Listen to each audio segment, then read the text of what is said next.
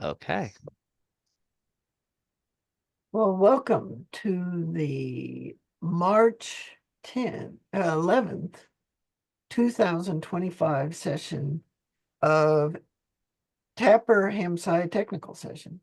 My name's Dave, KB0S, and this week I've been doing some 3D printing, putting together some kits that I bought almost a year ago that need to be put together, doing cleaning of the ham shack and odd things like that.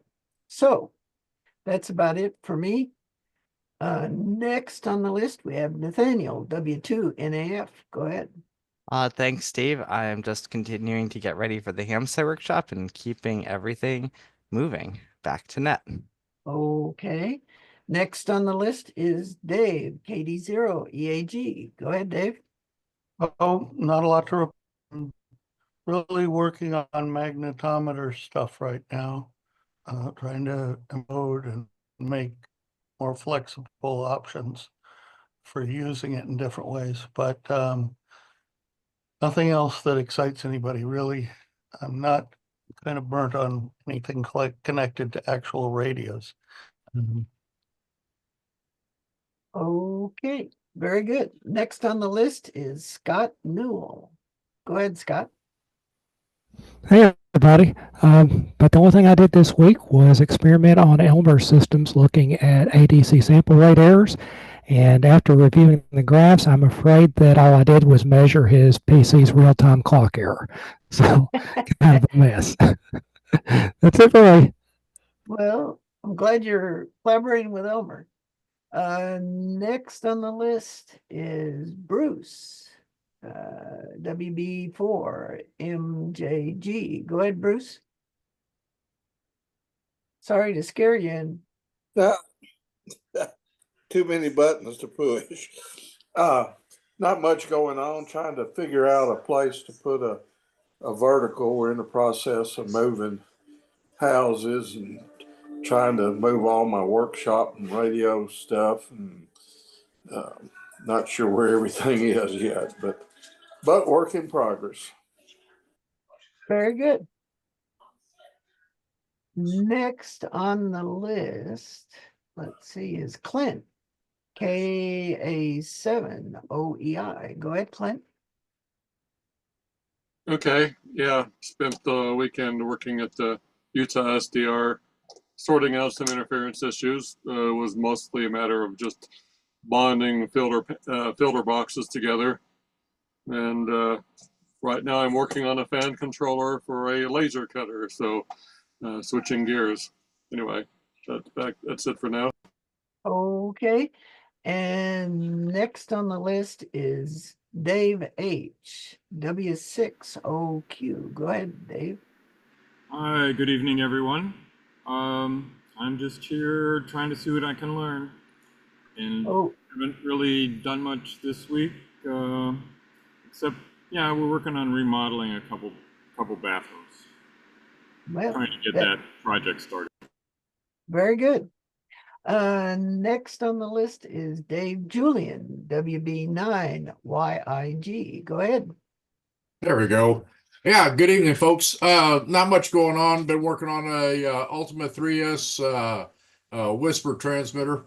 About got him back to life. And today I sent 300 pounds of aluminum and copper to the scrapyard. And so got coins in my pocket now. That's it. Well, very good. Next on the list is Jim, K4BSE. Go ahead, Jim. Good evening. Not a whole lot going on here. I've been doing more non-ham things than ham things. Back to that, K4BSE. Okay. And next on the list is Dave New, N8SBE. Go ahead, Dave. All right, great. Yeah, well, I'm as you know, in my fly on the wall mode here. I always seem to have too many things that I'm interested in and messing with. So I guess I'm always interested, particularly in what Phil is dabbling with on his stuff. So that's it. Back to Nat. Okay. Next on the list is David McGaw, N1 HAC. Go ahead, David. Good evening, everyone. Life is busy these days. What with the things we've been doing to get ready for the workshop and slowly moving out of one lab into another one. Let me tell you, a lot of pieces parts get scattered over the years. Interesting trying to pick them up and sort them out and all of that good stuff. But life is moving on. We've got one interesting thing is we've got a leak in the roof of the other lab that we got to track down.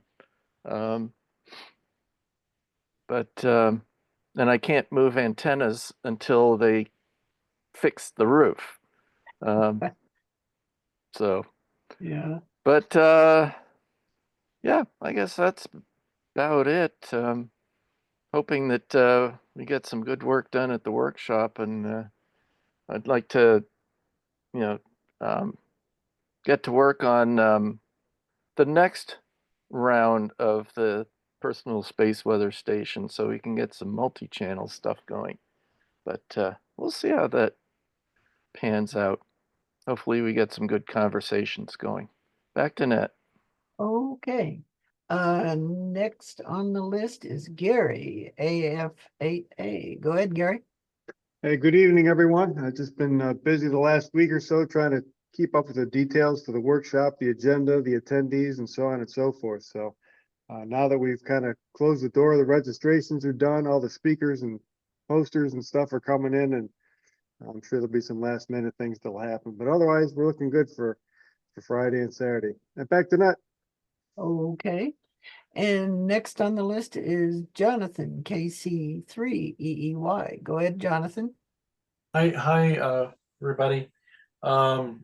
This past week, I went down to Nathaniel's to help him put back or put up his antenna that came down. We were successful. It's definitely an art when you're trying to shoot a fishing line into trees, and you want the line to go in a certain spot. So it's definitely an art, but we were able to get it tied off nicely. Not perfect, but still pretty good. And to my dismay, when I went up his house, I looked over to the one side of his field, and I saw 3 brand new power poles that were put in by the power company. So I was my heart sank. However, the system is a little noisier than it was, but I'm still the filter is still able to work. The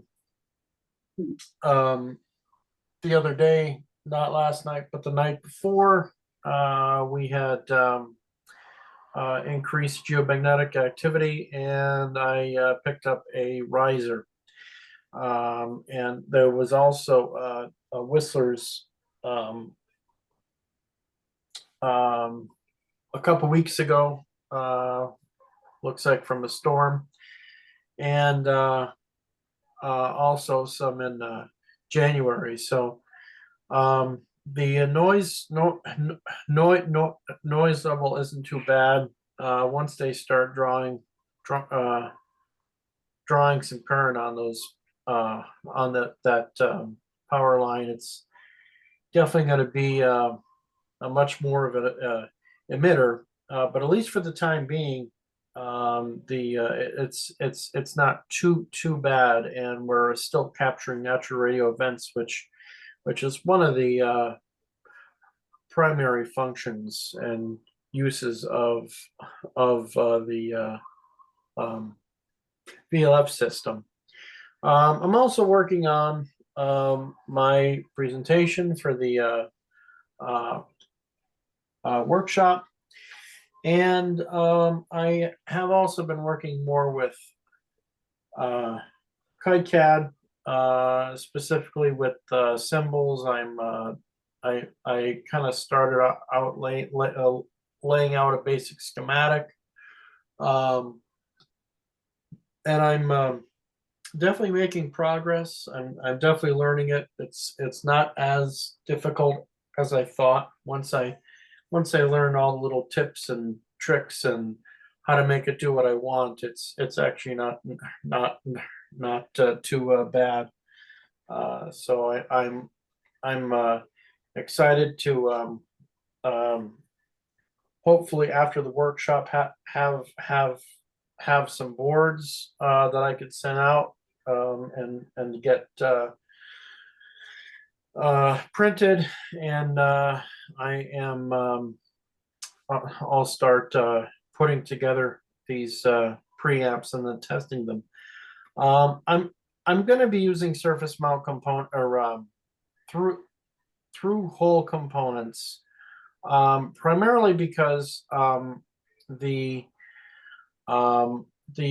isolated DC to DC converter and the audio isolation transformer, there isn't really a surface mount version of those. But the main thing is that if it ever gets damaged due to lightning, it's easy to repair, and that's the main thing, to make it easy to repair. And there's still quite a lot of through hole components out there, and I could solder them myself pretty quick, so I'm not worried about that.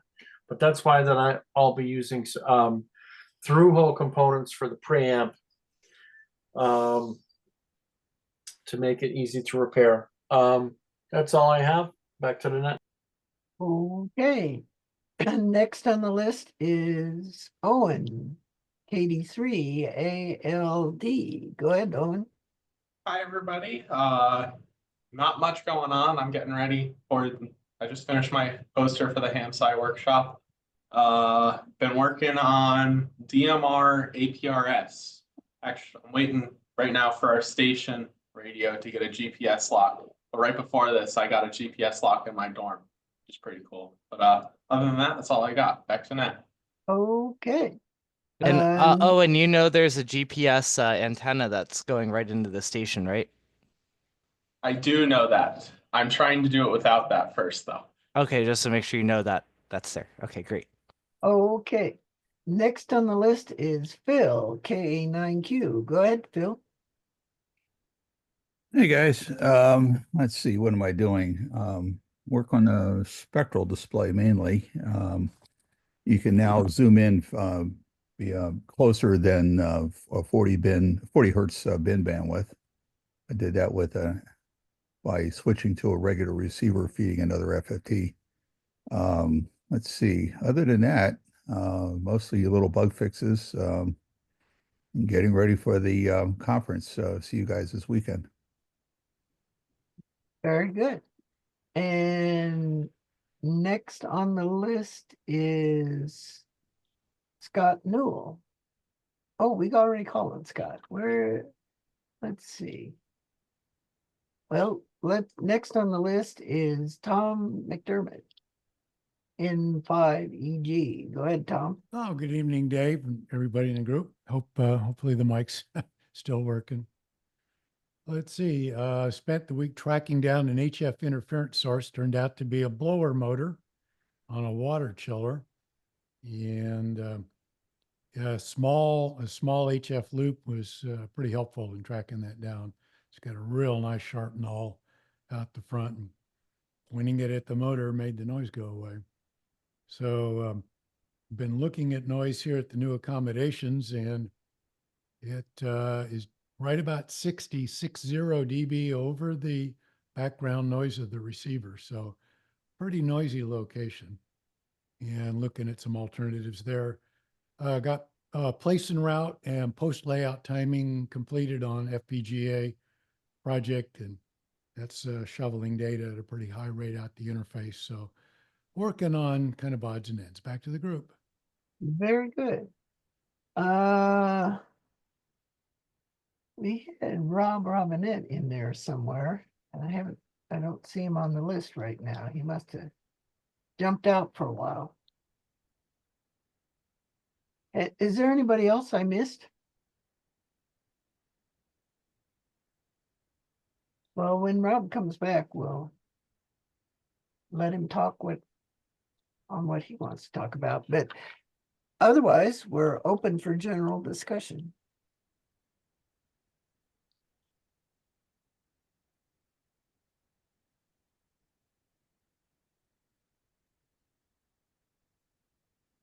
Guess it's a pretty quiet night tonight. Yeah, that's unusual. I One thing I will know. say about the workshop is we were testing the link for the virtual participants. We were testing the Zoom link tonight, so hopefully we'll all see that tomorrow. Oh, great. Yeah, I just sent Ryan and Gareth an email asking them about it. So thank you for the update. Sure. And I know that I still have to get you I still have to go through your slides and make sure that I have my slides that go at the beginning of your slides. But tomorrow I still have a bunch of posters on the Scranton side that I have to review, and they're mostly we'll get there. I've got a list of things to do. I'm confident. I know what needs to be done.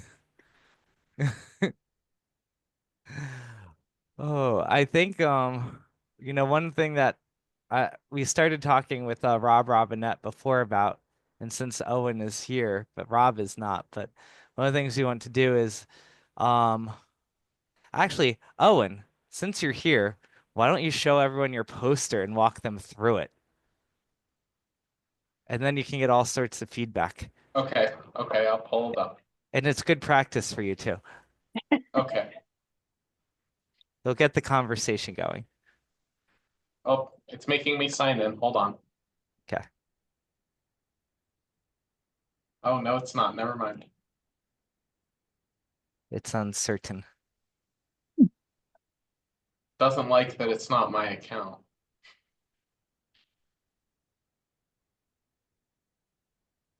Okay, let's see. Share. Screen to share. Present. Okay, how am I supposed to go about this? I don't know what I'm doing. So the key with giving a poster is that you want to be able to walk people through in a 2 to 5 minute presentation.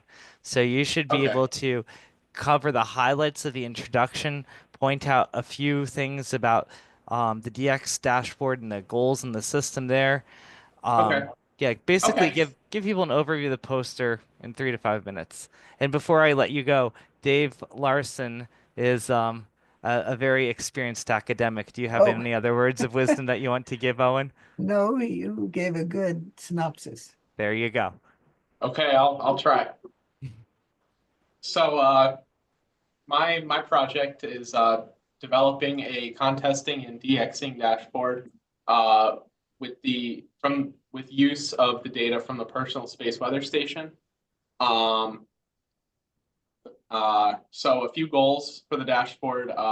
We want to enable amateur radio operators to optimize their transmissions based on real-time ionospheric conditions so that they can improve their efficiency and success.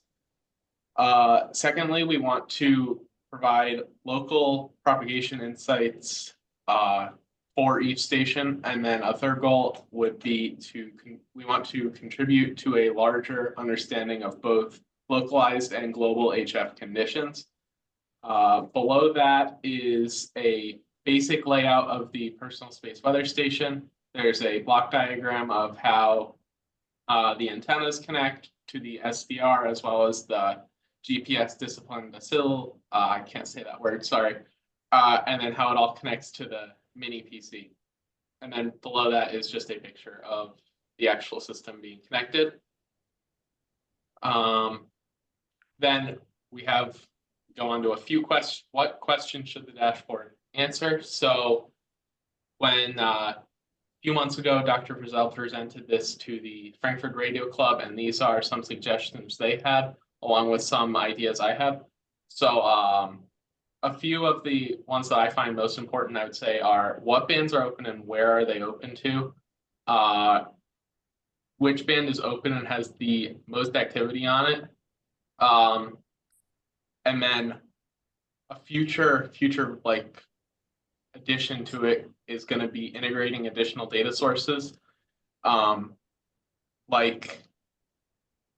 Just additional data sources, and then possibly finding out where the signals are coming from, like short path, long path, skew path, stuff like that. And then could the multiple data sources improve operator awareness and maximize their efficiency? Then we come down to how do we answer these questions?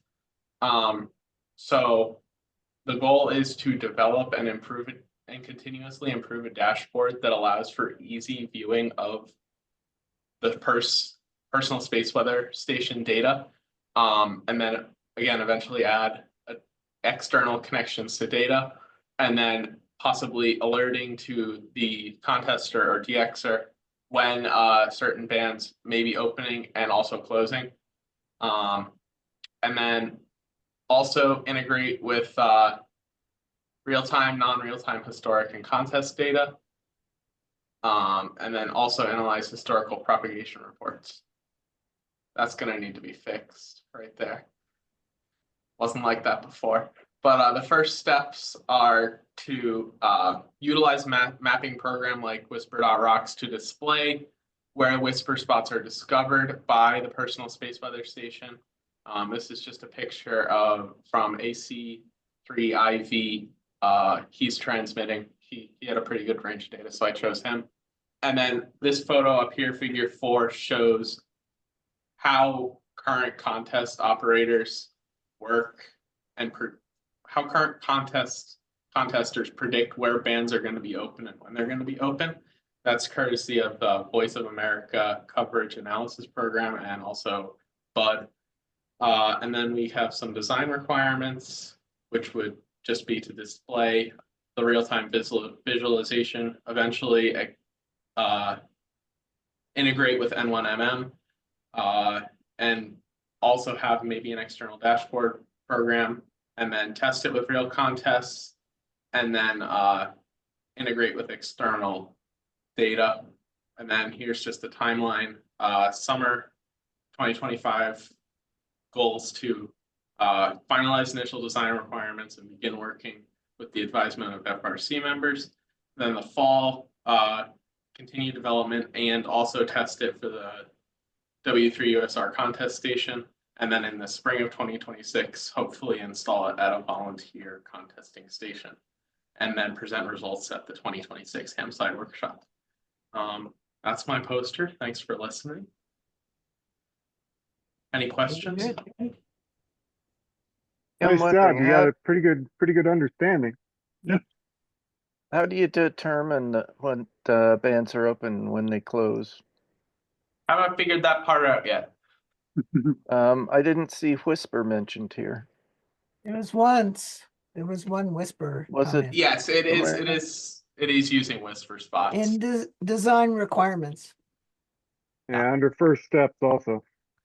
You should also stick it under where you have reverse beacon network data and right here. Let's see. I'll add I it. see. Yes. Oh, wait. You're right. No, it's actually develop and implement a real-time, right above that where it says real-time data collected from the PSWS. You could put in parentheses there, Whisper, comma, FT8, comma, WWV, comma, HFDL, etc. You said WWV? Yeah. Okay. Comma. And HFDL. another one that can be useful is CW skimmer. Yeah, we don't have that. Well, we don't have CW skimmer. We don't have a good path to getting that onto the personal space weather station right now. Oh, okay. And the reason for So that you're is thinking of this all coming off of a common a single receiver then. Yeah, so I'm thinking that part of it, there should be some core that just comes off of a single receiver. So you should be able to turn this thing on, and it should not have to be connected to the internet, and it should be able to do something just with what it's hearing. And Uh-huh. then there should be another mode where it can go to the internet and find all sorts of extra stuff.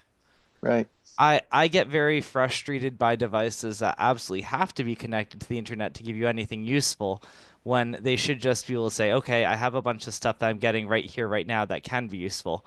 Like let's make it so that you can use this on, you know, on your de-expedition to Navassa Island or something like that, and you don't have your Starlink with you. Um, but it should also be able eventually it should be able to use internet sources as well, but it should have a mode where it can just this is what this particular device is getting. Is there a reason that the Space Weather Station wouldn't run CW Skimmer?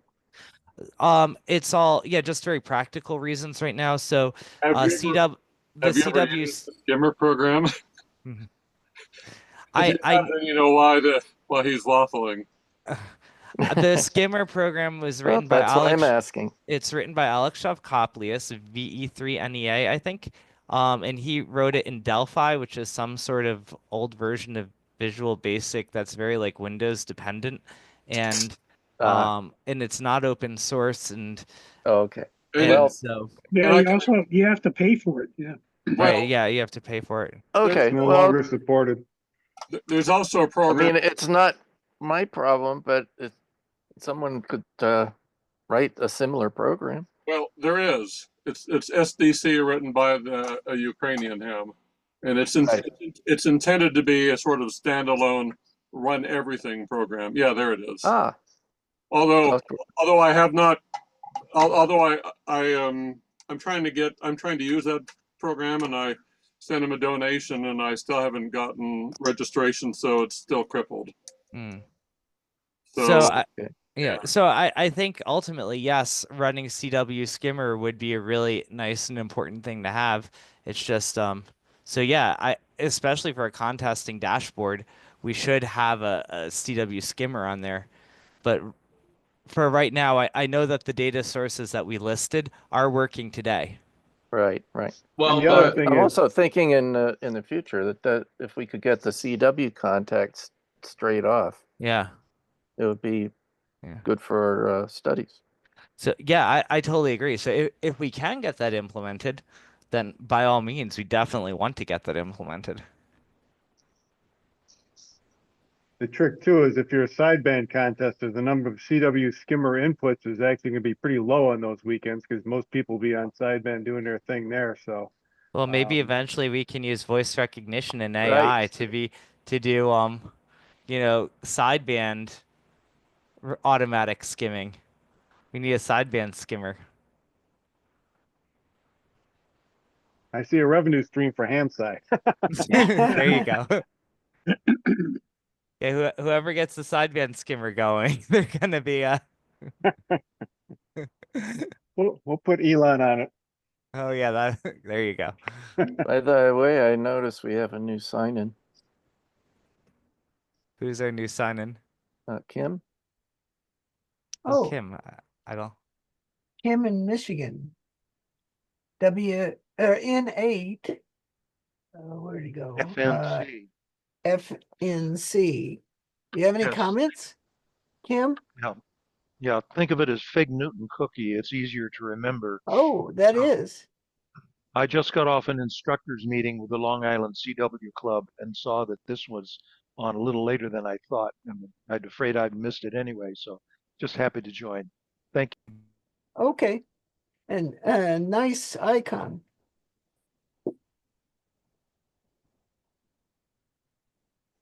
So did Rob come back? I don't see him. He must have gone off to eat lunch or dinner.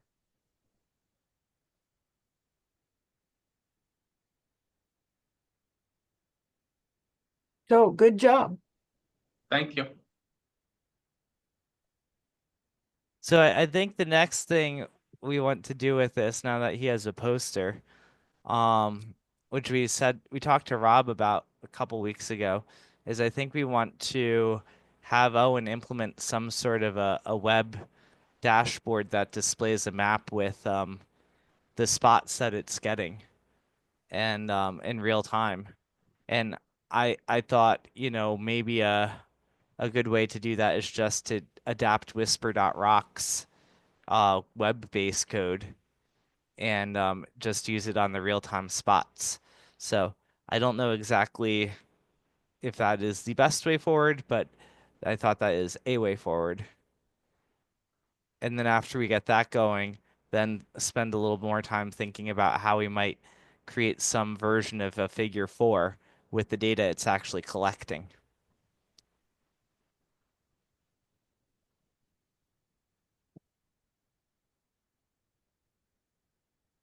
That is a good idea because it gives people something to play with, something to point their fingers at and say, hey, I like how this works, or I wish it did this, or that sort of stuff. Once you got something live. Yeah, just to get something going. And if we get, if we have a standalone thing, because where right now, it has it can run the spectral display and the software defined radio, so they have that web interface going. And if you have another web interface that gives the map output of the Whisper display and the HFDL display and all that stuff, that would be really cool. And then have another interface that's, doing something with the making, trying to run VOA. You VOA cap is something you can run on Linux. So if you can run VOA cap to generate what um what's shown there, have that generate automatically on the system, and then simultaneously create another version of it using real-time data.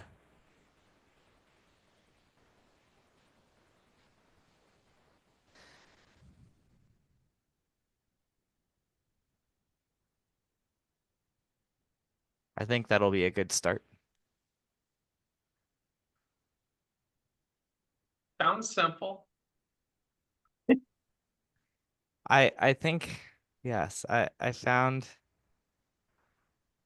I will say that on every ham band that I've got on my radio here, I have saved in the quick restore memories the FT8 subband, and I can go through those very quickly and tell you which bands are open to me because FT8 is just so blasted popular that on any given band, that's the first place where the signals show up even before CW.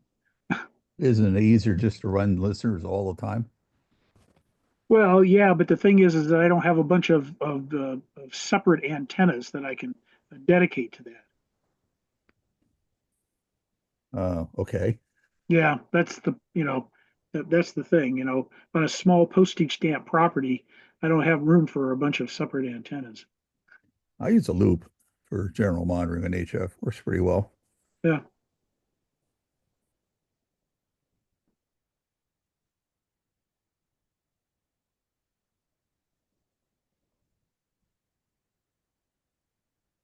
I think once we start to get something going with this, I think it'll be a lot of fun to play with and try to come up with something useful. Oh yeah.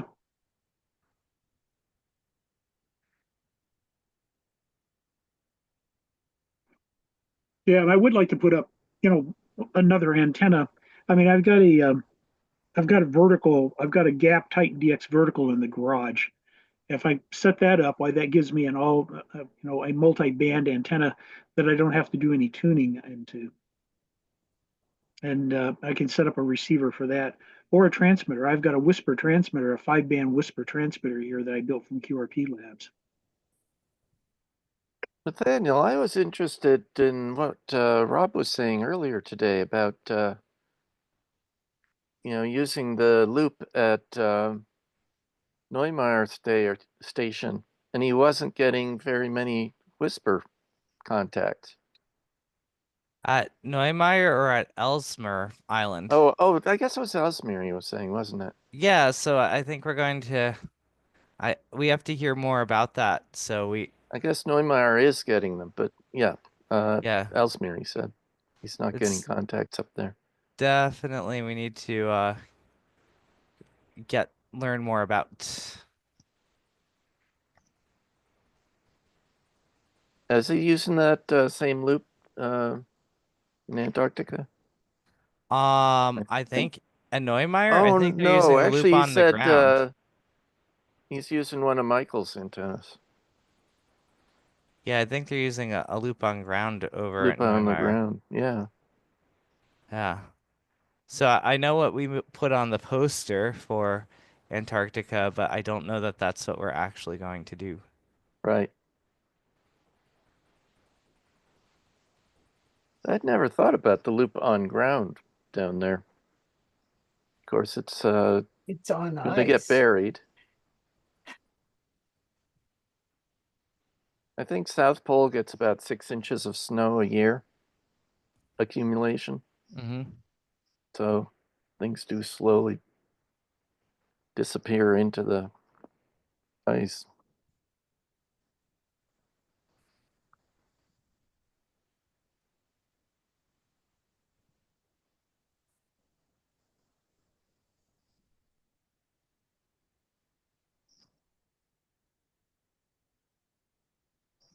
Jim LaBelle and I were talking earlier today about how at least I was saying it's too bad we don't get more snow here because I'd like to be able to test radios and antennas in the kind of conditions that you get in Antarctica and up north. Not the temperature wise, but the snow. The fact that you're sitting on this, what can be 2 miles of ice below you. Yeah. And, as I've discovered, noises get conducted out the cables really readily. Yeah. So I you really think I think one thing I want to do is talk to Pierre Fogel, Gwen, and Rob a little bit more about what's going on with the loop antenna, the mag loop antenna that we did send up to Ellesmere Island, and try and see if we can understand why it's failing.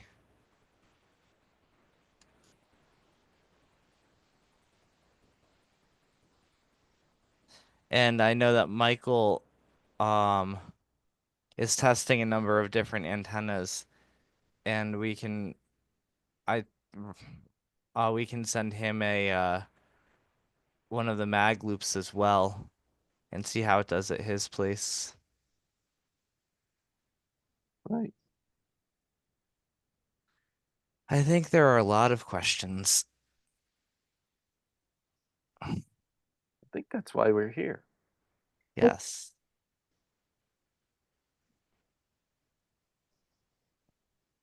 I guess I can, as long as we're waiting, I can show another poster, which is the one that we're talking about right now. Let me try to bring that up.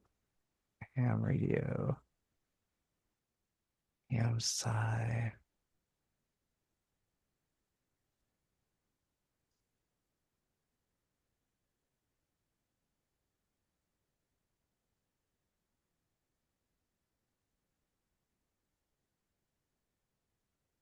There, my monitor did the thing again. It's loading.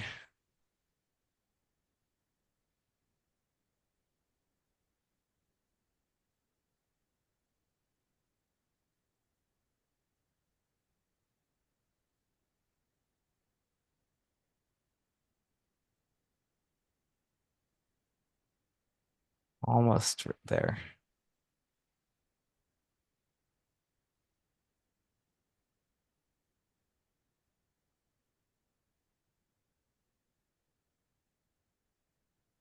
Okay.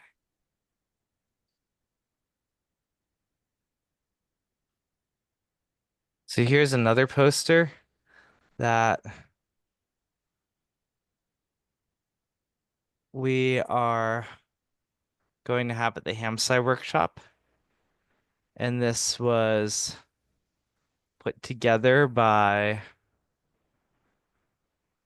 We'll switch by our students here at Scranton, Rebecca Potter and Nina Torman, and our other professor, Christine Zaksiski, and a whole slew of people, including David McGaw and some of the Dartmouth people. And basically, we're trying to put one of the personal space weather stations in Antarctica. And this group has spent the last 2 months basically learning about where the different stations are in Antarctica. So we know where now Neumeier Station is. This is where Michael Hartje has his receiver. Here's where South Pole Station is. Here's where McMurdo is. Here's where Palmer is. And we currently have NSF funding to put receivers down at Palmer, South Pole, and McMurdo, if all of that holds up. And they put together a little block diagram of the RX 888 and the computer. And one of the things that David McGaw has told us, and Jim LaBelle, is they said that down in at South Pole Station, there is a vault that's located under the ice, and you can access it via a manhole. It remains at a constant minus 26 Fahrenheit. It has power, computers, and internet. It's large enough for 2 to 3 people. And what we want to do is we want to put an insulated box inside of the vault that will remain at minus 10 Fahrenheit throughout the entire year. It'll be heated by the heat from the electronics themselves. And in there you'll have the RX 888, a computer. This GPSDO, I actually have an updated version of this block diagram that Christine sent me. The GPSDO is going to get moved inside of this box as well. You'll have that antenna there. And right now there's 1,600 feet of RG58 coax. So that's a lot of RG58. But it exists right now, and it goes out to a place where they already have antennas. That's hopefully far enough, far away from some of the noise that's where this is located. And so one of the things we can do is put a mag loop at the end of that. There may, in fact, be as many as 8 runs out there. Okay. If they can be found. If you can find them. We also were saying that we're not putting it on this poster, but we talked about today, because this is so long of a run, maybe also just try sticking one of these mag loops right outside the vault too. So even if there is some RFI over in this area, maybe the shorter run and the less loss of the coax outweighs the problems of the RFI. So that remains to be determined, but that's what we know so far. And then we have, of course, the RX 888. Our group has learned more about that, which this group knows about very well. We've talked about putting the RF Pro 1B mag loop down here. Here's where the where David is suggesting we mount this antenna. So this is what 1,600 feet away from the vault, but you can see that it's kind of far away from everywhere else. So we'd put this out there. Yeah, actually, either mast would work. The one in the background is what's currently active. It's partially buried, but it's a single, maybe 15 or 20-foot TV mast. Okay. With twin loops on it, and the preamp is down on the mast. So if we dug down there, we'd find the cable pretty readily. But the cable originally came from the frame antenna that's in the front. Okay. So this is all at South Pole Station. Right. And then this is data from Neumeier Station that Rob Robinette sent out to the list the other day. And so this is at 25 megahertz, 24 hours worth of data. And then this is at 10 megahertz. And you can see that we see nice strong carrier signals on 10 megahertz from 2 to 12 UTC. And you see a lot of dispersion and what looks like traveling atmospheric disturbances. This looks a lot like the nighttime types of signatures of WWV that I'm used to seeing here in North America, but this is being received at Neumeier Station. And then it looks a lot more like a daytime trace over here, just much more diffuse. And then here you can see very nice 25 megahertz signals.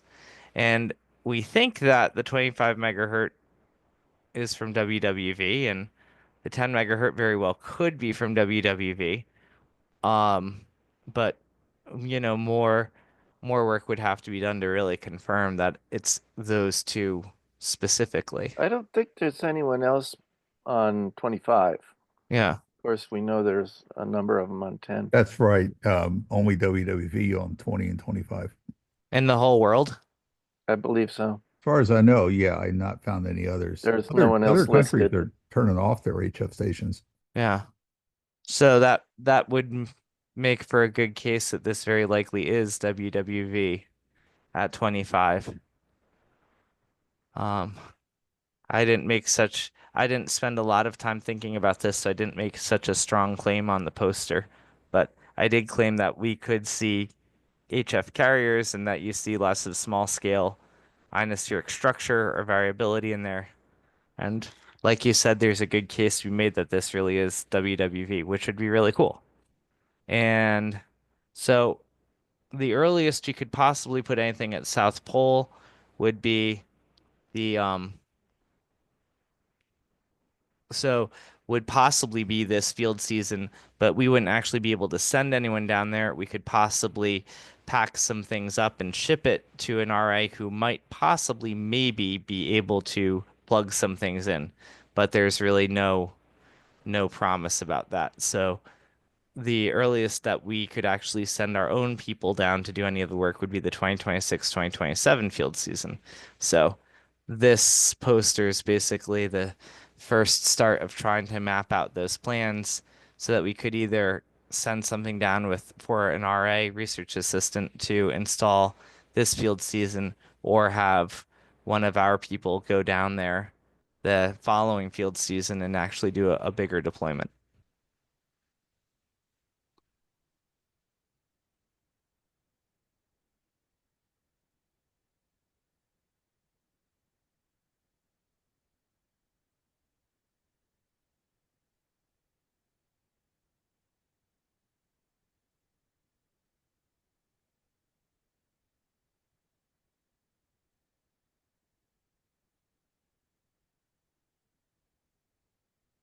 Anything else?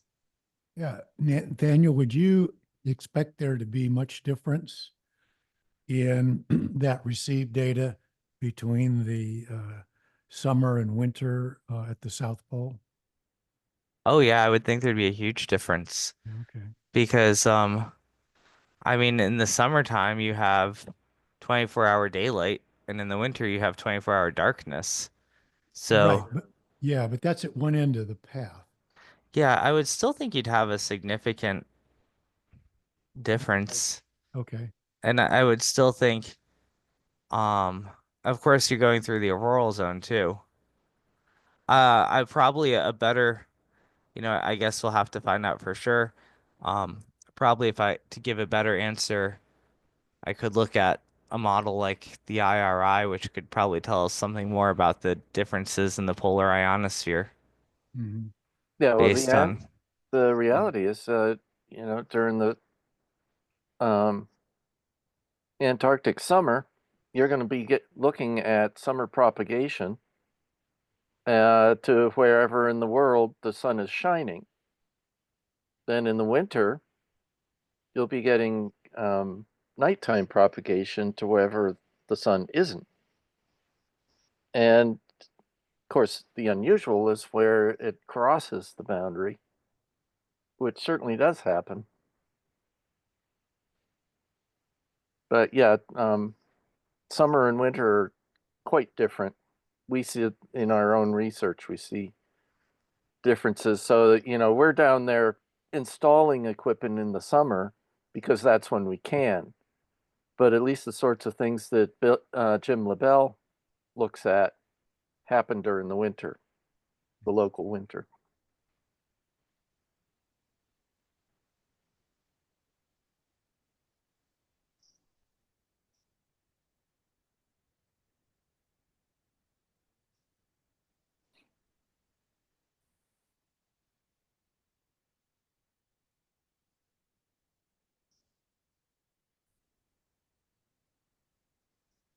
Well, Rob I think certainly isn't on, is he?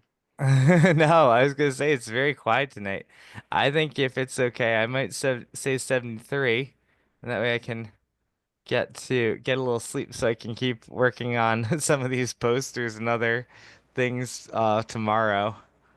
So, Oh, we have another sign on. Tom Yarish has popped in. great.